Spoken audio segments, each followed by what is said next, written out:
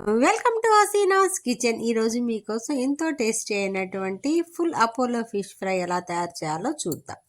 దాని తయారీకి కావాల్సిన పదార్థాలు అపోలో ఫిష్ అండి. నేను ఇలా పైలట్ ఫిష్ తీసుకొని ఇలా 2 kgs తీసుకున్నామనండి. 1 kg అవుతుంది అనమాట.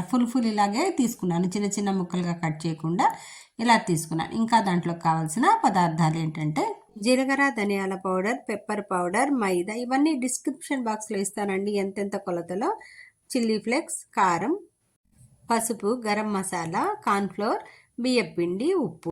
వీటితో పాటు జింజర్ గార్లిక్ పేస్ట్, ఇది కూడా అన్ని కొలతలన్నీ ఒకసారి నేను మళ్ళీ చెప్తానండి. టమోటో సాస్, గ్రీన్ చిల్లీ ఉన్నాయి కదా, దాని పేస్ట్ అనమాట. గ్రీన్ చిల్లీ సాస్ ఉన్నా వేసుకోవచ్చు. కొబ్బరి పాలు ఉంటే వేసుకోండి, లేకపోతే పచ్చి కొబ్బరితో తీసి వేసుకోవచ్చు. Soya sauce, red chilli sauce, vinegar. ఇవన్నీ కూడా మనకు కావాల్సిన పదార్థాలు. ఒక గిన్నె తీసుకొని దాంట్లో కోడిగుడ్డుని ఇలా బీట్ చేసి వేయాలి. ఈ కోడిగుడ్డు వేయడం వల్ల మనం చేప వేపినప్పుడు దాని మీద బాగా షైనీ వస్తుందన్నమాట. ఏ టేబుల్ స్పూన్తో అయితే తీసుకుంటామో చూపించిన టేబుల్ స్పూన్తో అలా వేసుకోండి. 1 టేబుల్ స్పూన్ అల్లం వెల్లుల్లి పేస్ట్, గ్రీన్ చిల్లీ, లేకపోతే సాస్ అయినా వేసుకోవచ్చండి. ఇంకా మిగిలినవన్నీ ఉన్నాయి కదా, ఇవి డిస్క్రిప్షన్ బాక్స్లో ఇస్తాను, వాటి కొలతలు చూసుకోండి. కొన్ని 1.5 స్పూన్ ఉన్నాయి, 1 స్పూన్, హాఫ్ స్పూన్ అలా ఉన్నాయి కదా, అన్నీ కూడా దాంట్లోనే వేసి కలిపేస్తున్నాను. చూసారు కదా, ఇవన్నీ ఒకేసారి వేసి కలిపేస్తున్నాను. ఈ కోడిగుడ్లోనే వేసి కలిపేస్తున్నాను. కొబ్బరి పాలు మాత్రం ఒక హాఫ్ కప్ తీసుకున్నాను. ఇవి కూడా టమాటో సాస్ని కూడా 1 టేబుల్ స్పూన్ అని అదే టేబుల్ స్పూన్ చూసారు కదా, అది దాంతోనే కొలతతోనే వేస్తున్నాను. రెడ్ చిల్లీ కూడా వేసేస్తున్నాను. అన్నీ దీంట్లో వేసి మనం తీసుకున్నవన్నీ వేసేసి చక్కగా వెనిగర్ని కూడా వేసి కలుపుతున్నాం. వెనిగర్ లేకపోయినట్లయితే మీ దగ్గర నిమ్మరసం ఉంటే వేసుకోండి. నిమ్మరసం కూడా చక్కగా పనిచేస్తుంది వెనిగర్ లాగే. ఇది వేసిన తర్వాత కొబ్బరి పాలతో దీన్ని చక్కగా ఒక చక్కని పేస్ట్ లాగా వచ్చేటట్టు చేసుకోవాలి. మంచి బ్యాటర్ రావాలన్నమాట. ఇలా కలుపుకోవాలి. అస్సలు ఒక్క బబుల్ కూడా ఉండకుండా ఇలా చక్కగా కలుపుకోవాలి. ఆ కలుపుకున్నటువంటి పేస్ట్లోకి చేపను వేసేసి చక్కగా అటు ఇటు బాగా ముంచాలండి. ముంచితేనే చక్కగా అటు ఇటు మసాలాలు పడతాయి అన్నమాట. ఇలా ముంచిన తర్వాత చూసారు కదా, ఇలా మునిగింది కదా, ఇలా అనుకుంటే దాని పైన ఉండేటటువంటి ఎక్స్ట్రాగా ఉండేటటువంటి మసాలా అంతా దాంట్లో పడిపోతుంది అనమాట. అందుకోసం అలా ఇలా వాడామన్నమాట. చూడండి, ఇలా చక్కగా ఇలా చేసిన తర్వాత ఇలా అన్నిటినీ ఒక ప్లేట్లోకి తీసుకున్నాను. ఇలా అనటం వల్ల ఏమవుతుందంటే మసాలాలు ఏమైనా ఎక్స్ట్రా ఉంటే పడిపోతుంది అనమాట. మళ్ళీ ఇవన్నీ ఇలా వేసిన తర్వాత దాంట్లో నా గిన్నెలోని పెట్టేసి ఒక 1/2 అవర్ పాటు నేను ఫ్రిడ్జ్లో పెడుతున్నాను.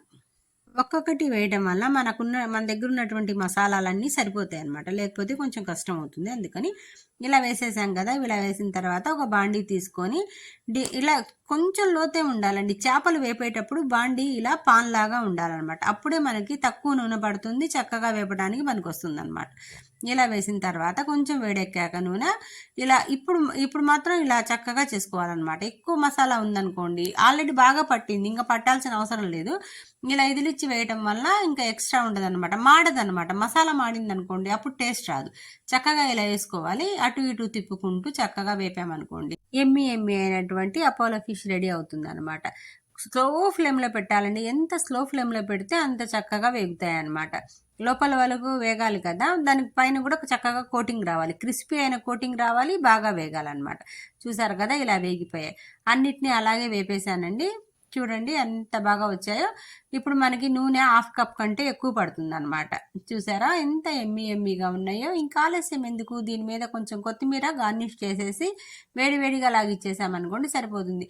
మనం వడ్డించే విధానంలో కూడా టేస్ట్ ఇంకా పెంచుతుందండి. కొంచెం మాత్రమే నేను ఇక్కడ పెట్టాను, మిగిలినవి పక్కన పెట్టాను. వడ్డించేటప్పుడు మళ్ళీ మనం ఇలా పెట్టుకోవచ్చు అనమాట. ఎవరైనా కొత్తగా గెస్ట్లు వచ్చారనుకోండి, ఇలా వండి పెట్టామనుకోండి, ఇలా అలంకరించి పెట్టామనుకోండి, చాలా ఇష్టంగా తింటారు. పైన క్రంచీగా లోపల జ్యూసీగా ఉండేటటువంటివి కొన్నిటినే అరేంజ్ చేశానండి, మిగిలినవి తీసి పెడుతున్నాను. తర్వాత మనకి ఎప్పుడు కావాలంటే అప్పుడు వేడి చేసుకొని తినచ్చు అనమాట. ఇలా చక్కగా చూడండి, లోపల ఎంత జ్యూసీగా ఉందో. ఇంకా ఆలస్యం ఎందుకు, రెడీ టు ఈట్. మీకోసం మరిన్ని ఇంట్రెస్టింగ్ వీడియోస్తో మీకోసం హసీనా.